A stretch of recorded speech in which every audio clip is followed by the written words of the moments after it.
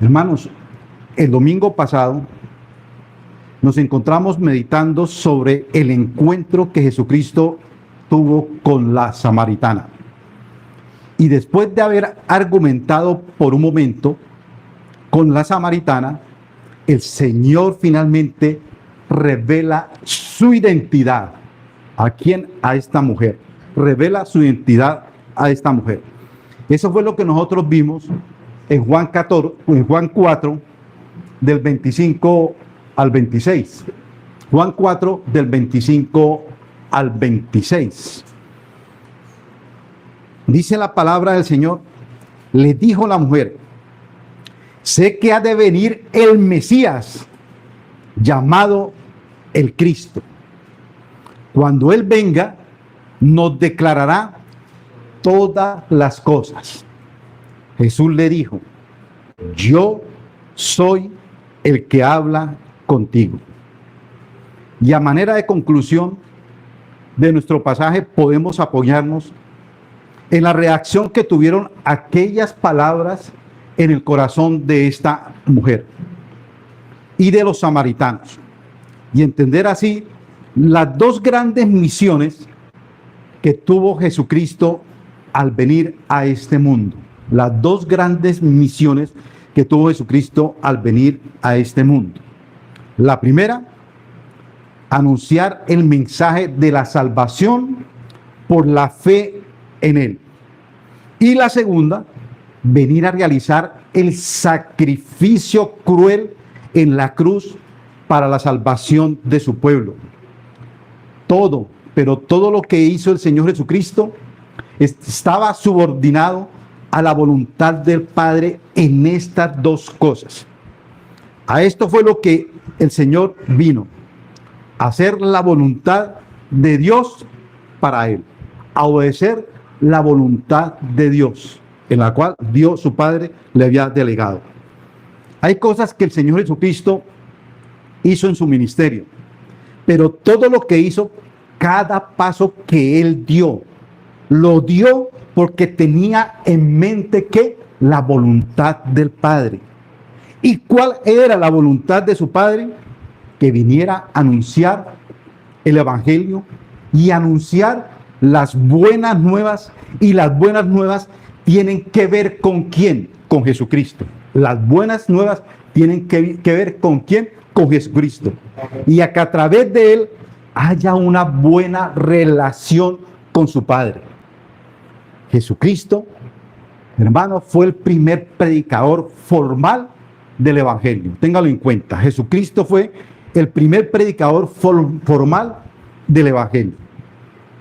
Pero no solo esto, también vino a hacer el acto por el cual ninguno pudiera ser salvo, y es venir a morir en la cruz de una forma cruenta o sangrienta. Estos dos asuntos se convirtieron entonces para Cristo en la voluntad del Padre, y el corazón de Cristo latía grandemente por hacer la voluntad de Dios y acabar su obra, que eran las cosas que tenía Él en mente: hacer la voluntad de su Padre. Esto es claro, al menos en dos frases que Jesucristo dijo.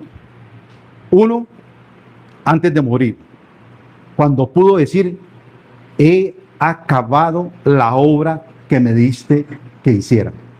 He acabado la obra que me hiciste que hiciera. Y con esto estaba diciendo, o estaba haciendo referencia al anuncio del Evangelio. Y la otra frase la dijo en la cruz, cuando estaba ya crucificado. ¿Y qué fue lo que dijo? Consumado es. Aquí el sacrificio entonces fue consumado. Así se cumplió las dos comisiones de la voluntad de Dios para Él. Cumplió las dos comisiones de la voluntad de Dios para Él. Así que el corazón de Cristo, mientras estuvo aquí en la tierra, fue hacer la voluntad del Padre y acabar su obra. Nosotros, mis hermanos, como discípulos que nos decimos que somos de Dios, deberíamos, mis hermanos, tener ese mismo sentir en nuestra alma. ¿De qué? De hacer la voluntad del Padre.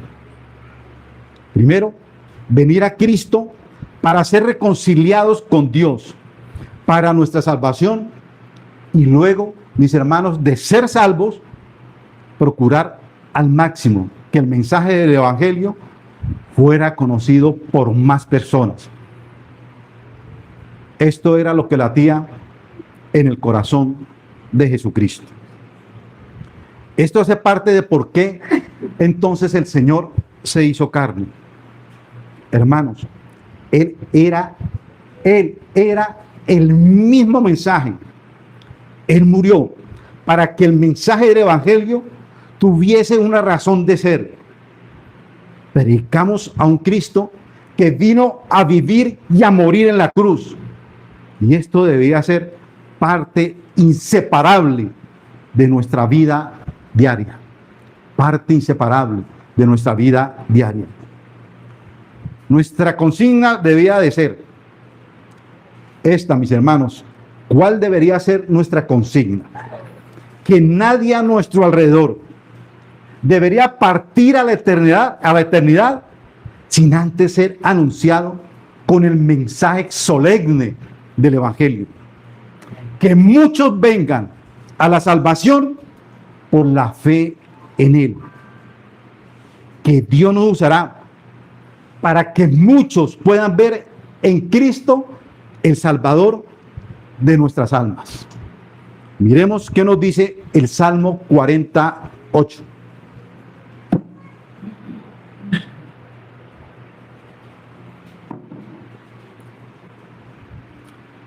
Decía el salmista: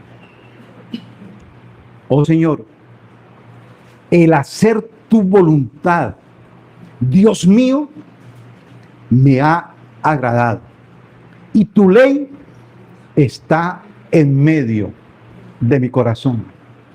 Eso es lo que hay en nuestro corazón.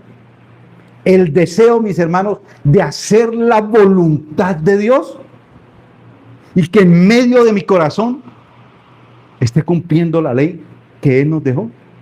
Eso es lo que hay realmente en nosotros. Hermanos, ese debe ser nuestro anhelo.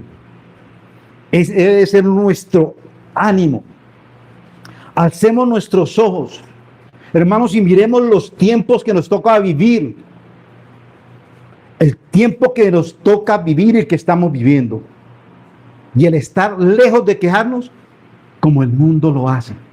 No estamos, mis hermanos, como hijos de Dios para estar quejándonos. Jesucristo vio cuando estuvo aquí en la tierra cómo estaba el mundo. Él nunca se quejó. ¿Qué fue lo que hizo Él? Hacer la voluntad del Padre. Llevar ¿qué? El Evangelio a los demás. ¿Qué hacemos nosotros muchas veces como cristianos? Quejarnos y quejarnos cómo está el mundo hoy. El mundo hoy. El mundo hoy está desorientado. Y nosotros no podemos tampoco, como hijos de Dios, desorientarnos, mis hermanos.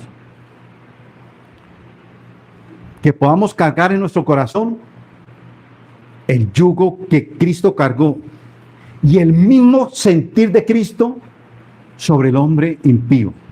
Yo me hago una pregunta, hermano. ¿Cómo vemos nosotros a las personas que no tienen a Cristo en su corazón? ¿Cómo vemos, mis hermanos, a los habitantes de la calle? ¿Cómo vemos nosotros a aquellos que pasan barriendo nuestras calles? Tal vez hombres impíos que necesitan del Evangelio y que necesitan que nosotros le llevemos el Evangelio. Nuestra familia lo necesita. Hermanos, Cristo no se detuvo. Cristo no esperó las multitudes. Él predicó su Evangelio a 5,000 personas en el Sermón del Monte, pero también le predicó a uno, Nicodemo y la samaritana. Hermanos, que esto sea lo que cargue en nuestro corazón. Anunciar el precioso mensaje de Cristo al mundo. Después de que Cristo señalara a la mujer y le dijera: yo soy el que habla contigo, yo soy el Mesías. Veamos entonces el primer punto. La resolución de la mujer de testificar. Este es nuestro primer punto. La resolución de la mujer de testificar. Juan 4, del 28 al 29. Esto es increíble, mis hermanos. Dice la palabra del Señor. Entonces la mujer dejó su cántaro y fue a la ciudad y dijo a los hombres. Entonces la mujer dejó su cántaro y fue a la ciudad y le dijo a los hombres: venid, ved a un hombre que me ha hecho todo cuanto he hecho. ¿No será este el Cristo? ¿No será este el Cristo? Dejó la mujer su cántaro. Hermanos, ¿ven la resolución de esta mujer? Ella dejó su cántaro y fue a la ciudad a decirles a los hombres: venid y ved a un hombre que me ha dicho todo cuanto he hecho. ¿No será este el Cristo? Esto, mis hermanos, fue una manera de cómo ella testificó de Cristo y que entendió el verdadero mensaje del Evangelio. A mí me gustaría, mis hermanos, que ustedes leyeran el relato de la samaritana. Es algo increíble lo que hace el Señor Jesucristo. Cómo le predica el Evangelio a ella. Y aún cómo le predica el Evangelio a Nicodemo. ¿Ella qué hace? Cuando comprendió, cuando habló con Jesucristo, yo soy el Mesías. Ella sale corriendo a anunciar las buenas nuevas, dejando su cántaro. Y déjenme decir, hermanos, que aquí hay algo seguro. Ella encontró el agua viva. Esto era más importante que regresar con su cántaro lleno de agua. Eso era lo más importante. Ella no le importó el cántaro, ella lo dejó. Ella corrió, encontró ¿qué? El agua viva. Eso martilló su corazón, la pasión en su corazón. No le importó dejar absolutamente nada. Acuérdese que ella venía todos los días a recoger agua en su cántaro. Dejó su herramienta más importante. No se puso a pensar: y ahora que tenga sed, ¿qué voy a tomar? No, tomé el agua mejor, el agua viva. Y aprendemos aquí, mis hermanos, sobre la reacción inmediata de la samaritana. Y es que la persona que ha tenido, mis hermanos, un encuentro real, un encuentro vivo con Dios, inmediatamente tiene un deseo vivo, pero vivo por compartir a otros el Evangelio. A otros el Evangelio. Eso es algo que le apasiona. Pero hay otro tipo de cristianos que cuando se encuentran con Cristo y beben del agua viva, ¿saben qué hacen? Nunca hablan. Nunca hablan. ¿Y qué viven diciendo? Es que hay dos tipos de cristianos. Estos son dos tipos de personalidades. Déjenme decirles, mis hermanos, que eso no es así. Si hay algo constante, es que cuando una persona que ha conocido a Cristo y ha tenido un encuentro personal con Él y ha bebido el agua que salta para vida eterna, hermano, no puede permanecer callado. Se ha tenido ese encuentro personal. Le apasiona hablar de Cristo. Y es que no puede hacerlo.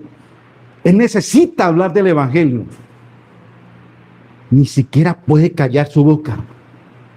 Él no lo puede hacer, mis hermanos.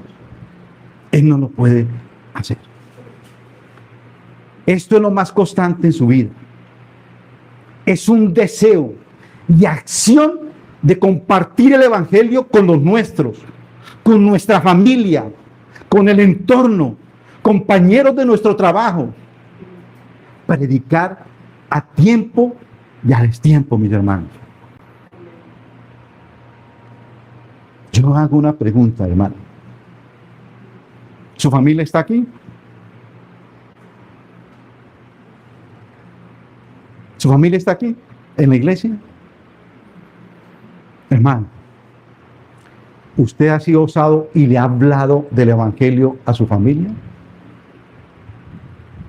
¿O le tiene miedo a hablar de Cristo? ¿Qué irá a decir mi hijo? ¿Qué irá a decir mi esposo? ¿Qué irá a decir mis hermanos? ¿Cierto? Hermano, yo me pongo a pensar, ¿somos osados? Como esta samaritana que tuvo ese encuentro con Cristo, y esa mujer fue apasionada, corrió y la predicó prácticamente a todo el pueblo. Pues muchos pensamos, no, es que el compartir del evangelio, eso es del pastor, no es mío. Eso lo debe ser el pastor. Hermano, ¿qué tal la samaritana hubiera pensado eso? No, es que es Jesucristo el que tiene que ir ¿cierto? Al pueblo, a que predicarle al pueblo. Miremos, mis hermanos, 2 versículos más para probar esto. Y les voy a hablar de la palabra de Dios. No el pastor Jaime, sino la palabra de Dios va a hablar. Marcos 5:18. Al entrar él en la barca, el que había estado endemoniado le rogaba que le dejase estar con él. Marcos 5:18.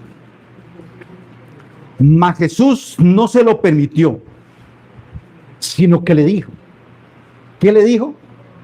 Vete a tu casa, vete a los tuyos, vele a donde usted vive, ve a tu familia. ¿Y qué? Y cuéntales cuán grandes cosas el Señor ha hecho contigo y cómo ha tenido misericordia de ti. Este hombre, mi hermano, fue liberado por el Señor Jesucristo. ¿Y sabe quién era? Un loco, pero un loco peligroso. Pero ¿qué hace este loco peligroso? Cae a los pies de Cristo. Y Cristo lo salva. Hace una obra de regeneración en él. Y este hombre se fue y comenzó a predicar en Decápolis. Cuán grandes cosas había hecho Jesús con él. ¿Y qué hicieron? Y todos se maravillaron. Y todos se maravillaron. ¿Qué notamos? Que el Señor entonces espera que quien ha tenido un encuentro real y vivo con Él, vaya y anuncie las misericordias de Dios. Eso debe ser lo lógico. No es algo extraño. El Señor no le da una comisión especial a este hombre endemoniado. No le da una comisión especial a este endemoniado. Simplemente el Señor, ¿qué le dice? Ve y dile las grandes cosas que yo he hecho en ti. Hermano, el testimonio habla. Pero ahí hay otro problemita, mi hermano. Que muchas veces nosotros somos como los camaleones. ¿Sí? Que cambiamos de colores. ¿Sabe que el camaleón cambia de colores? Podemos venir a la iglesia. ¿Sí? Y nos vemos los santos, bien blanqueados, resplandecientes. Pero salimos de aquí y vamos a nuestros hogares. Nos quitamos esa vestimenta blanca, resplandeciente, y empezamos a obrar como obra el mundo. Como obra el mundo. ¿Será, mis hermanos, que mis familiares pueden llegar con ese testimonio mío? Con ese testimonio mío. Pero pastor, ore por mi hijo. Ore por mi hija. Y yo me mato de pronto orando por mi hijo, por su hijo, por aquel y por aquel otro. Pero hermano, su testimonio no habla nada. Su testimonio no testifica. ¿Cómo van a llegar a los pies de Cristo? Hechos 9 del 17 al 20.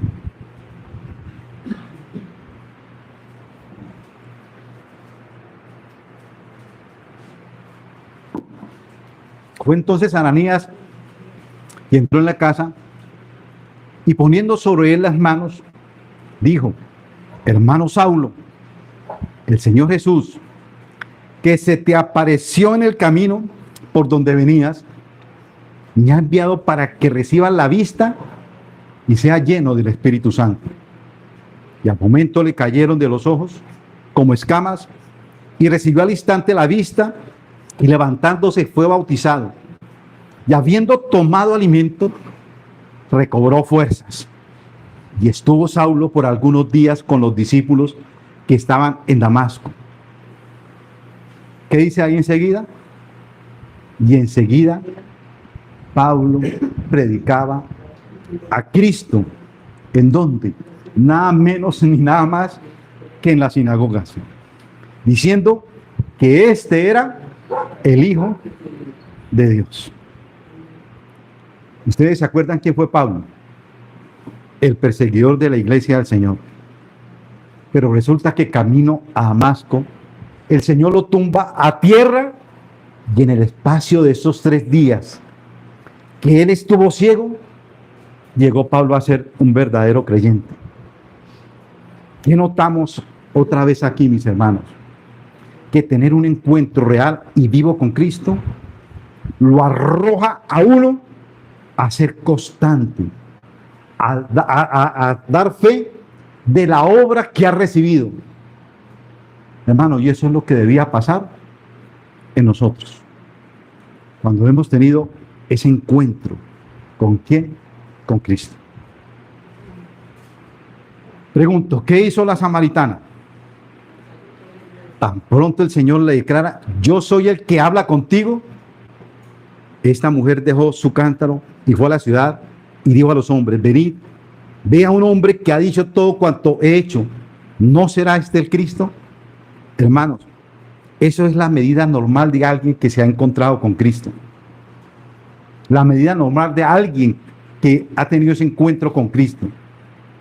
No pienses que recibiremos aplausos cuando nosotros testificamos, porque esto es lo menos que nosotros deberíamos hacer al haber recibido la salvación de nuestra alma. Hermano, no esté esperando aplausos cuando usted testifica. Eso es lo menos, lo mínimo que usted debería hacer, porque usted recibió el agua de ¿qué? De vida. Recibió la salvación y desea con todo su corazón que muchos reciban el agua de vida. ¿Cómo consideramos nosotros a los que tienen el valor de evangelizar? ¿Cómo los consideramos a ellos? A los que tienen el valor de considerar. Tal vez nosotros digamos: uy, esos son ejemplares. Estos que son ejemplares solo hacen lo que debería estar haciendo todos los cristianos. Todos los cristianos. Ellos no son una raza especial. Todos los que nos hemos encontrado con Cristo deberíamos tener ese deseo. Lo irregular sería ver a creyentes que no testifican. Eso sí es lo irregular. Ver a creyentes que no testifican. Cuando eso no ocurre, déjeme decirle que hay un cortocircuito en el alma, dando por sentado que hay una vida espiritual. No, soy espiritual. ¿Sí? Soy espiritual. Pero ¿qué estamos haciendo por la obra de Cristo? ¿Qué estamos haciendo por la obra de Cristo? Entonces, mis hermanos, lo primero que vimos fue la resolución de testificar. Y lo segundo es cómo su testimonio fue persuasivo. Veamos nuevamente Juan 4:29. Venid, ved a un hombre que me ha dicho todo lo que he hecho. ¿No será este el Cristo? Podemos ver que el mensaje de ella fue muy extenso. ¿El mensaje de ella fue muy extenso? No. Pero vamos a unos puntos interesantes aquí. Primer asunto. Pregunto, y contéstese usted ahí. ¿El Señor le dijo todo cuanto ella había hecho? ¿El Señor le dijo eso a ella cuanto todo ella había hecho? ¿Se lo dijo el Señor? No. El Señor solamente le mostró un pecado, su inmoralidad. Entonces, ¿por qué ella dice, todo cuanto he hecho, el Señor me lo dijo? ¿Dudamos? ¿Será que la samaritana estaba mintiendo? Porque este es un ejemplo muy claro, mis hermanos, de la forma como opera el Espíritu Santo cuando una persona entiende por primera vez el Evangelio, mis hermanos. Tomemos este ejemplo. Cuando a usted le explicaron el Evangelio, le hablaron de todas las maneras de transgredir la ley de Dios. ¿Le hablaron todo eso? Yo no creo. O solo le hablaron de un pecado. ¿Y usted cómo se sintió por dentro cuando le hablaron solamente de un pecado? Como si le hubieran hablado de toda la ley y de toda palabra de Dios. Déjenme decirles, mis hermanos, y lo he contado muchas veces, pero es que para mí fue impactante. Con un pastor, el primer pastor que me predicó del Evangelio. Hechos 3:19. Hermano, es como si me hubiera caído todo. Me vine en bus y todo el camino fue meditando y a veces llorando. Esa noche no pude dormir, estaba intranquilo. Pero ¿sabe lo que hacía Dios? Con el solo Hechos 3:19 que me compartió, hermano, me mostraba cantidad de pecados. Y yo lloré. Señor, la obra del Espíritu, ¿qué? Santo. ¿En la vida de qué? En la vida de uno.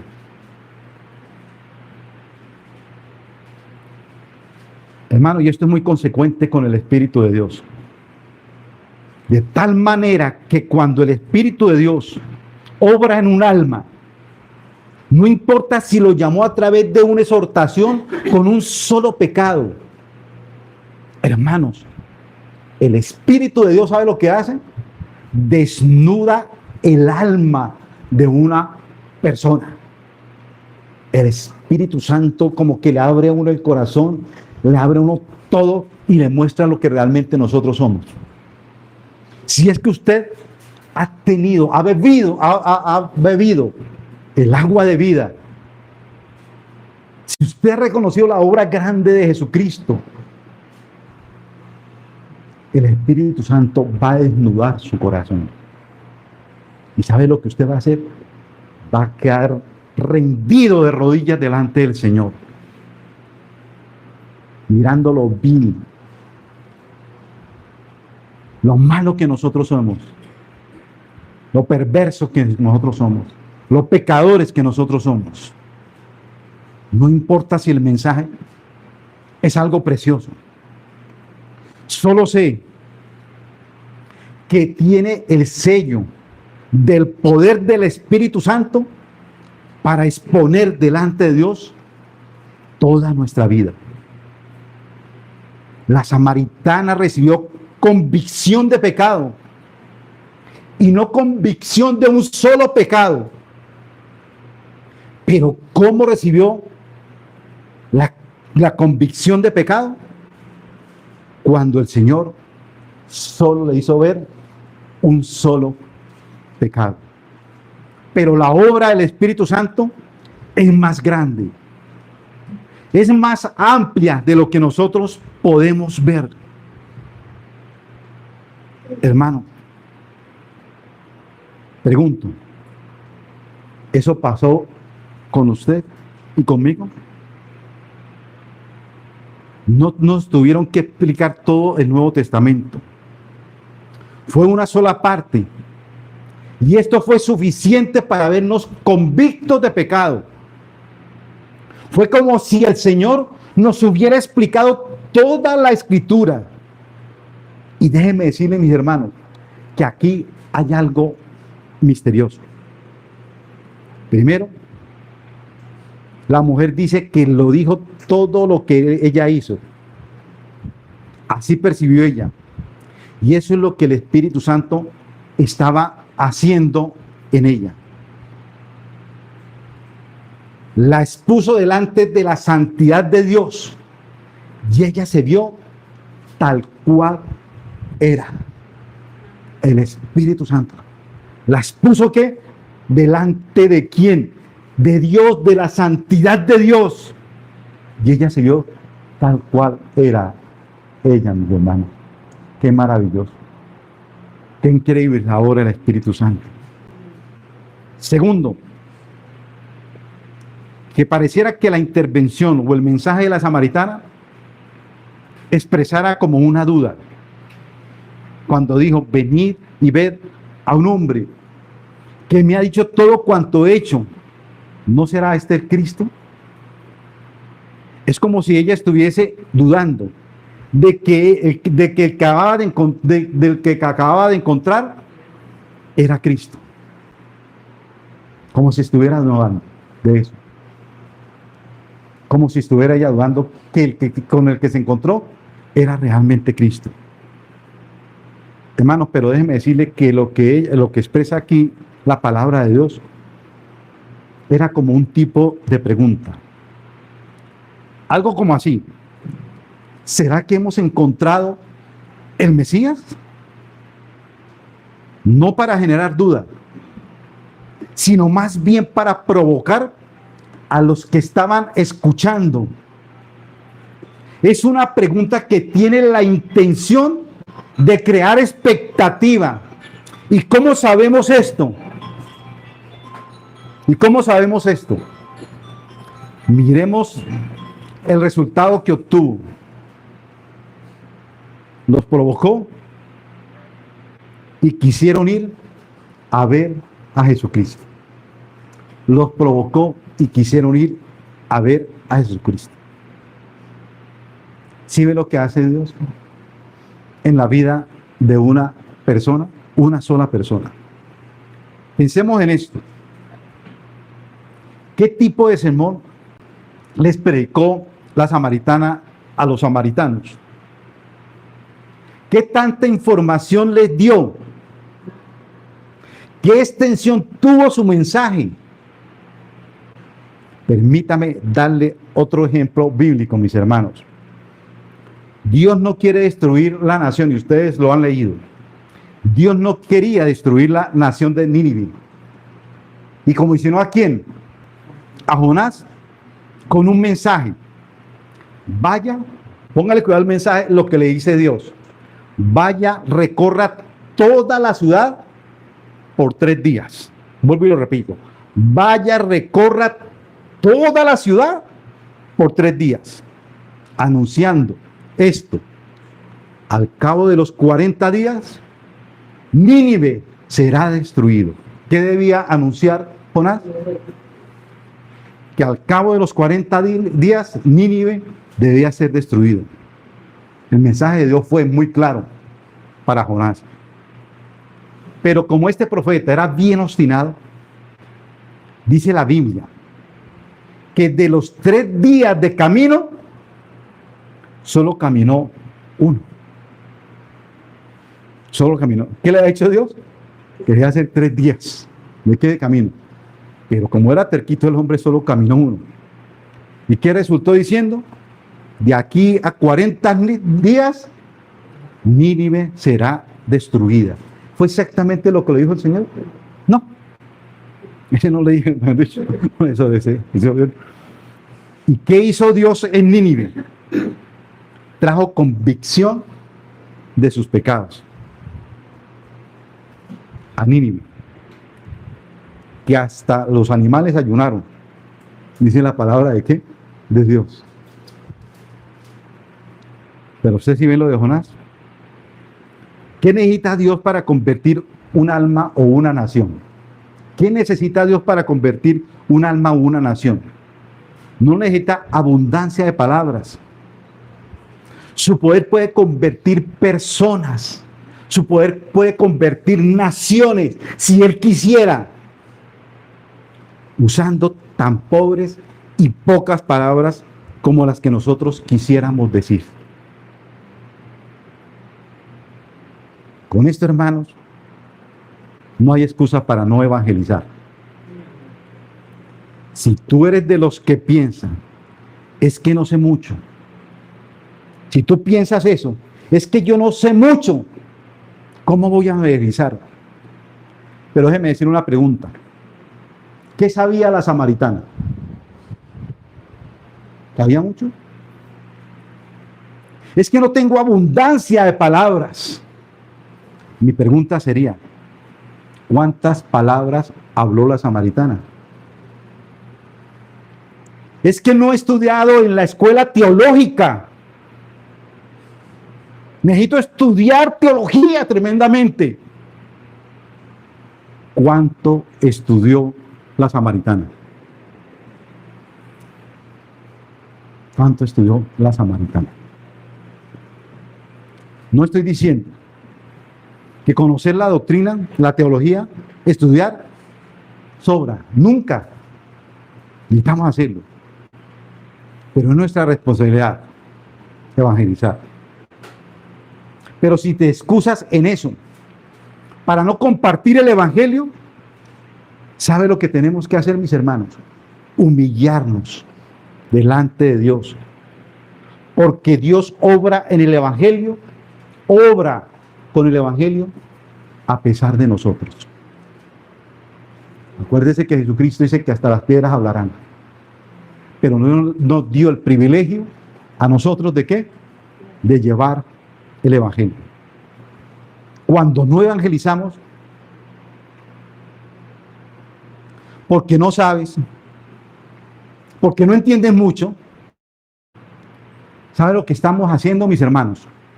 Poniendo en duda el poder de Dios. El poder de Dios. Él trajo una convicción nacional con las pobres palabras de Jonás y trajo a Samaria a convicción evangélica con unas poquitas palabras de la samaritana. De la samaritana. Hermanos, no es por ti que la gente se convierte. No es tu elocuencia. No es tu oratoria. No son tus argumentos. El evangelio es poder de Dios, mis hermanos, para salvación. Es poder de Dios para salvación. Hermanos, es por Él. Es por su mensaje. Es porque Él ha revestido cada palabra del evangelio con poder para que la gente crea, mis hermanos. Es Él a través tuyo. Es el Espíritu Santo a través tuyo que lleva, hermanos, el evangelio. Mira, no saquemos más excusas, mis hermanos. No saquemos más excusas. ¿Por qué no lo hemos hecho? Pero nos encargó a nosotros el ministerio de la reconciliación. Te pregunto algo, mis hermanos. ¿Quién conocía más el evangelio? Te pregunto a ti, ¿quién conocía más el evangelio? ¿Tú o la samaritana? Nosotros. Nosotros estamos del otro lado del sacrificio de la cruz. La samaritana estaba en un momento cuando Cristo todavía no había sido crucificado. Ella no tuvo el privilegio de leer a Pablo, a Pedro, a Judas, a Santiago. No tuvo ese privilegio. Tú, mi hermano, y yo estamos del otro lado de la cruz, con muchos, pero muchos más privilegios, con más conocimiento. ¿Cuánta inspiración deberíamos tener en el alma nosotros para evangelizar? ¿Cuánta, hermano?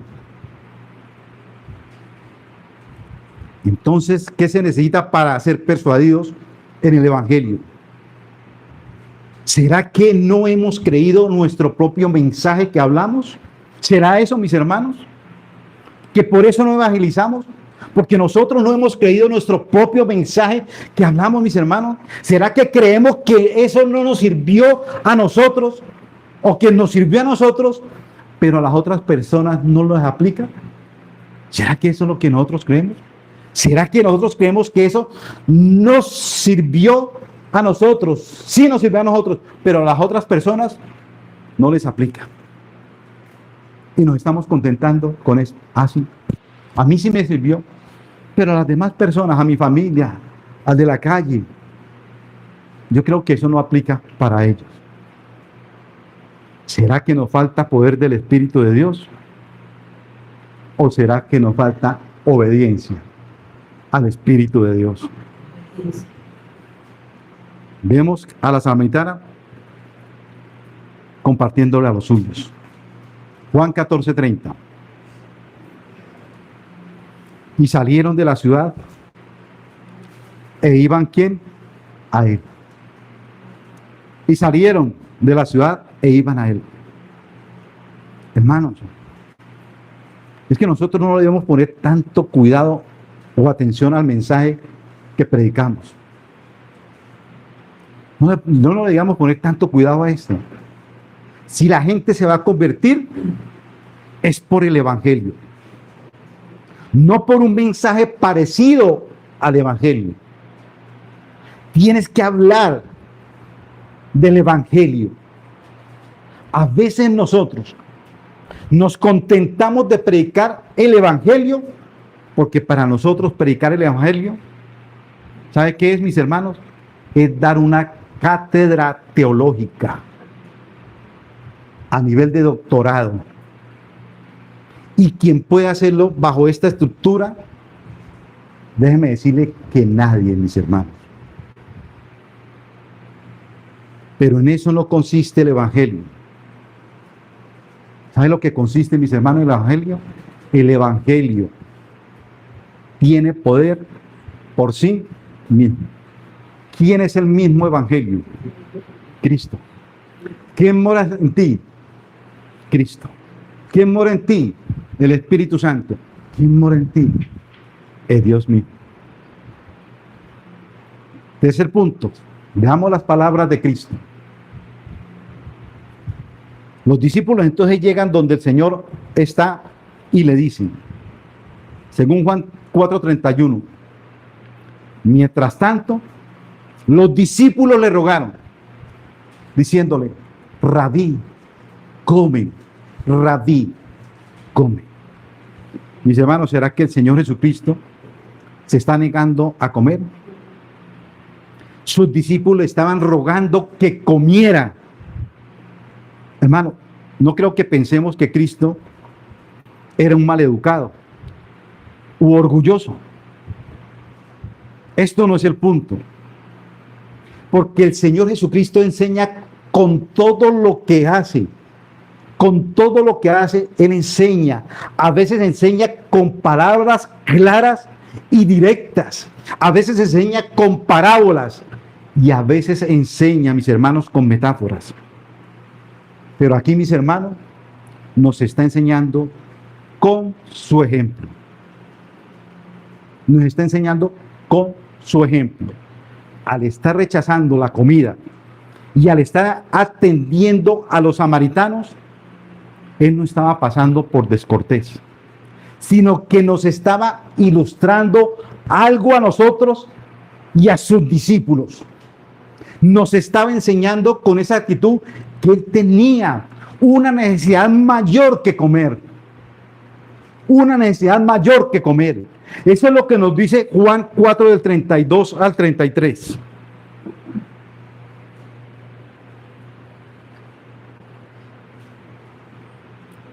Pero Él les dijo, yo tengo para comer una comida que vosotros no sabéis. Los discípulos entonces decían entre sí, ¿le habrá traído alguien de comer? El Señor les está diciendo, tengo una comida que es desconocida para ustedes. Él tiene una comida extraña para la comprensión del hombre. Es algo que Él mismo afirma, que llena su corazón. La comida es necesaria para nuestra vida. ¿Es necesaria? Pregunto, ¿para nuestra salud? Sí. Claro que sí. Hermanos, ¿qué puede ser más necesario que la comida? ¿Qué puede ser más necesario que la comida? ¿Qué puede ser más necesario que nuestro Señor Jesucristo? ¿Qué puede ser más necesario que nuestro Señor Jesucristo? ¿Jesucristo es necesario realmente para ti? ¿Le es necesario? Después de caminar y tener sed y hambre, ¿qué puede ser más necesario en ese momento? ¿Comer y beber? ¿Qué puede ser más necesario en ese momento para Jesucristo? ¿Qué puede ser más necesario para Jesucristo? ¿Sabe qué nos da la respuesta? Juan 4:34. Jesucristo es lo más precioso para Él, lo más necesario para Él. ¿Qué dice Juan 4:34? Jesús les dijo. ¿A quién les dijo? A sus discípulos. Mi comida es hacer ¿qué? La voluntad del que me envió y llevar a cabo su obra. Hermano, esa es la mayor necesidad de nosotros. Hacer la voluntad de mi Padre y llevar a cabo, porque no solamente era la obra de Cristo, hoy en día también es nuestra obra. Cristo tenía necesidades físicas, pero en su oficio de redentor tenía un anhelo mayor que la comida, y era hacer la voluntad de Dios, de su Padre, y acabar su obra. Pensemos esto. ¿Qué hace el hambre en nosotros? La sensación del hambre es una de las sensaciones que más doblega nuestro ser. ¿Y qué es lo que Cristo aquí está diciendo? Yo tengo una comida que me sacia. Es más, es distinta a la que ustedes piensan que tengo. Si pusiéramos, mis hermanos, en una balanza la necesidad natural que tengo de comer y hacer la voluntad de Dios, seguro, mis hermanos, ¿está seguro que nos inclinaríamos a hacer la voluntad de Dios?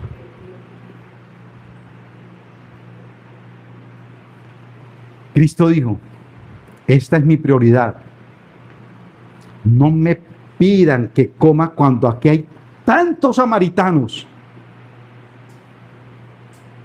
delante mío que no son salvos. Esa es mi comida. Para eso vine. Yo no vine a llenar mi estómago. Vine a recoger entre las naciones a las ovejas perdidas por las que algún día yo moriré. Amén. Él vino. Él venía a morir por el pecador. Y a eso Él le apremiaba, le constreñía, le obligaba a priorizar sus cosas. Y con eso estaba tratando de enseñar a sus discípulos a hacer lo mismo. Es como si hoy nos estuviera diciendo, si tú vas a desfallecer por algo, desfallece por hacer la voluntad de Dios. Desfallece por hacer la voluntad de Dios. Y las características, mis hermanos, de este mundo están en las Sagradas Escrituras. Miremos lo que nos dice Filipenses 3:19.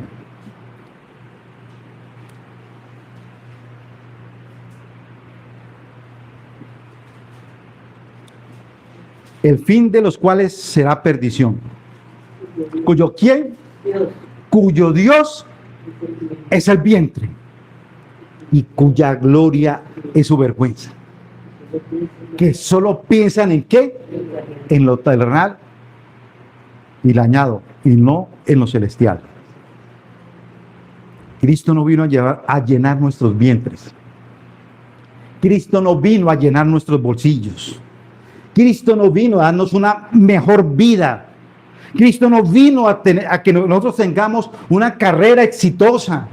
Cristo no vino a una familia, que tengamos una familia exitosa. Hermanos, ¿crees que para eso fuimos llamados a Cristo? Fuimos llamados a Cristo. ¿Para qué, mis hermanos? Para hacer su voluntad. Para desfallecer por el mundo que se pierde. Para eso nosotros fuimos rescatados. Hermano, nosotros no somos un lujo en el estante de Cristo. ¿Sabe qué somos nosotros, mis hermanos? Somos obreros en la cosecha de Cristo, mis hermanos. Somos obreros en la cosecha de Cristo. Para hacer su obra nosotros vinimos. Por eso nos rescató. Para que anunciemos ¿qué? Las virtudes de aquel que nos sacó de las tinieblas a luz. Cristo le está diciendo a sus discípulos, y hoy nos está diciendo a nosotros, si algo nos debe apremiar como el hambre, y más que eso, es hacer la voluntad de Dios. Debes de fallecer por compartir, mis hermanos, las buenas nuevas. Debemos rendirnos ante aquel que prefirió anunciar las buenas nuevas que comer. Él prefirió eso. Lo que manejaba la vida de Cristo era hacer la voluntad de su Padre. Hermano, nuestra petición debería tener ese corazón de Cristo, que en vez de ver cuerpos, nosotros viéramos almas. Hermano, y déjame decirle que esto debería ser nuestra petición. ¿Cuál debería ser nuestra petición? Oh Señor, yo solo veo cuerpos. Enséñame a ver las almas que están allí. Que sea parte de mi vocación, la más solemne quizás, traer muchos a tus pies para que beban el agua viva. Traer muchos a tus pies para que beban el agua viva. El Señor da otras palabras, y unas palabras emblemáticas que aún hoy resuenan en nuestros oídos. Juan 4:35. ¿No decís vosotros, todavía faltan 4 meses? Y después viene la siega. He aquí yo os digo, alzad vuestros ojos y ved los campos que ya están blancos para la siega. Es muy probable que este evento se haya dado en diciembre o enero, en cuyos meses venía la siega o la cosecha. Pero el Señor usa ese evento para decirles a quien, a los discípulos y hoy en día a nosotros, alcen sus ojos. Pero no son estos ojos. Miren el reino. Miren ese momento. La cosecha está lista. El reino de Dios desde el Edén se movió para esta realidad, la que ustedes pueden ver hoy. Miren el mundo. Miren el mundo. El campo está listo para ser cosechado por el Evangelio. Levanten sus ojos. Miren lo que no pueden ver. Desde la primera venida de Cristo, los campos están listos para la cosecha. Por eso, mis hermanos, nosotros nos oponemos rotundamente. Y me parece ridículo que las iglesias hoy en día digan, hoy es el año de la cosecha. Desde que Cristo vino por primera vez, es el año de la cosecha. Alcemos los ojos y miremos que llegó La era de recoger los frutos del reino de Dios. Y debemos verlo así. Pregunto, ¿qué haríamos con un labrador que es contratado para recoger la cosecha y cegar y no lo hace? ¿Qué haríamos con este labrador, mis hermanos? ¿Que no sirve como qué? Como labrador. Pues el ser cristianos y no compartir el mensaje, déjeme decirle, mi hermano, que somos esa clase de segadores. Hoy y ahora, desde que Cristo vino, es el tiempo de la cosecha. Y cada cristiano ha sido enlistado como segador. Y pregunto, mis hermanos, ¿se mueven tus manos para recoger la cosecha? Si eres creyente, has sido llamado para cosechar. La pregunta es, ¿eres el tipo de hombre que es contratado y no cumple su contrato? Piensa que si los campos estaban listos desde que Cristo vino, los campos estaban listos desde que Cristo vino, ¿cómo estarán hoy los campos? Listos. ¿Qué pasa, mis hermanos, cuando hay cosecha y no se recogen sus frutos? No solo se pierde la cosecha. Esta es una buena manera de dañar un campo. Y déjenme decirle, mis hermanos, que yo mismo me encuentro de este lado, de ser reprendido con estas palabras. Tú, mi hermano, y yo, no podemos descuidar los campos que están listos. Porque después nosotros mismos nos veremos afectados por no haber cumplido ese llamado. No tenemos libertad de anunciar el evangelio. Hoy tenemos libertad de anunciar el evangelio. Y déjenme decirle, mis hermanos, los que anuncian el evangelio, ¿quién aquí ha sido apedreado por predicar el evangelio? ¿Qué iglesia hoy le toca reunirse en un sótano por predicar el evangelio? Hoy tenemos la libertad para anunciar el evangelio. Lo máximo que pueden hacer es burlarse de nosotros o despreciarnos. Pero lo que sí estoy seguro es que nosotros hoy somos privilegiados para anunciar el evangelio. Pero si somos negligentes en abandonar nuestro llamamiento, esa libertad de la que hoy gozamos se va a volver en contra de nosotros, en restricción, por no cosechar los campos que hoy están listos. Hermano, y espero que esto nunca ocurra, o ya está ocurriendo. Esa misma libertad que tenemos es como un saco. Los campos están listos. Los campos están listos. Esa misma libertad por nuestra negligencia se va a convertir en nuestra propia esclavitud y gemir. Hermanos, ojalá no tengamos que gemir un día diciendo, ay de los días que tuvimos libertad para cosechar. Cada vez que no segamos, el diablo sí sigue sembrando. Cada vez que no anunciamos, el mundo sí anuncia su filosofía. Cuando callamos, el mundo no deja de gritar sus pecados. Cuando nosotros somos tímidos, mis hermanos, el mundo sí es osado en promocionar sus filosofías, sus pecados. De no aprovechar el tiempo propicio de la cosecha, podemos atraer tiempos muy difíciles para nuestra nación. Y le voy a decir, y creo que muchos les mandé el mensaje, tiempos difíciles más de lo que hoy estamos viviendo. Mire lo que fue aprobado por el gobierno, por el Senado.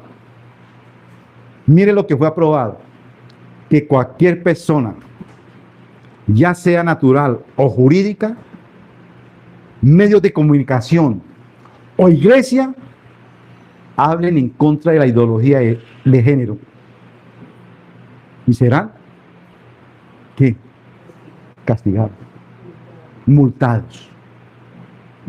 Y aún peor, aún buscan penalizar, y póngale cuidado a esto, buscan penalizar y prohibir que los padres hagan algún esfuerzo por guiar o corregir la orientación sexual de sus hijos. Eso se viene. Y se van a venir muchas cosas. Ellos vienen por nosotros, por nuestros hijos. Ellos vienen por nuestros nietos. El Señor estimuló a sus discípulos con estas palabras. Juan 4, del 36 al 38.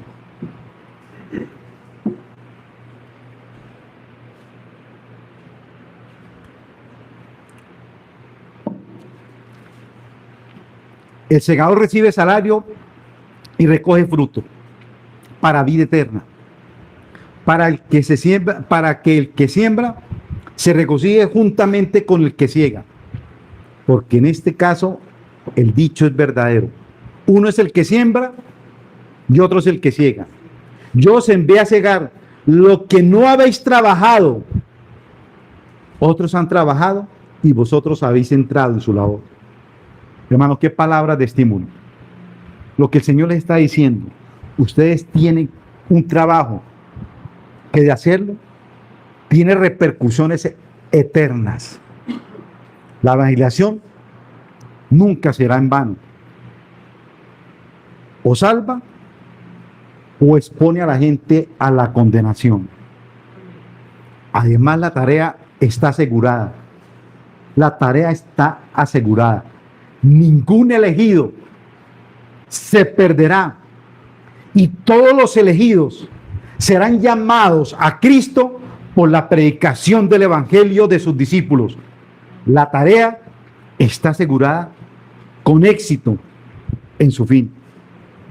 El Señor está diciendo que estamos del lado más fácil del trabajo y el más gratificante del trabajo.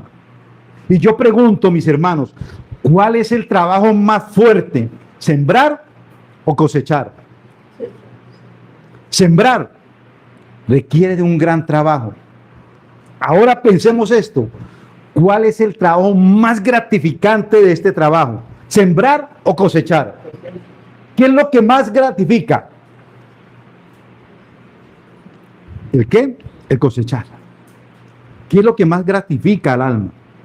El cosechar. Y el Señor nos está diciendo: ustedes están del lado más gratificante, mis hermanos, beneficioso de esta obra. Piensa que antes de Cristo hubo gente que sembró. Antes de Cristo, profetas, hubo gente que sembró. ¿Y qué pasó con ellos, mis hermanos?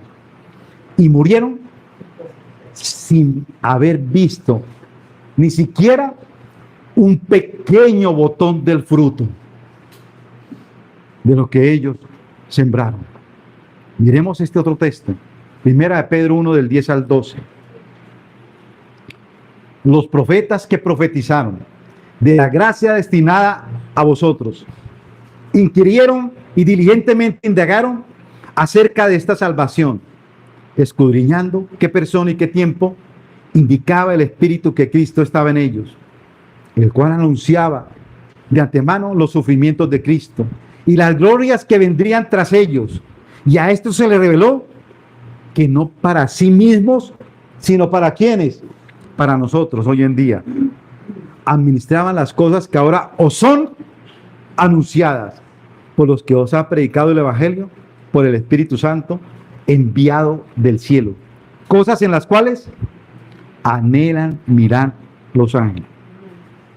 Hermano, es que el corazón de los profetas latía fuertemente diciendo: ¿cómo será esta cosecha? Quisiéramos nosotros estar allí. ¿Y qué les dijo el Señor? Ustedes no. Ustedes no.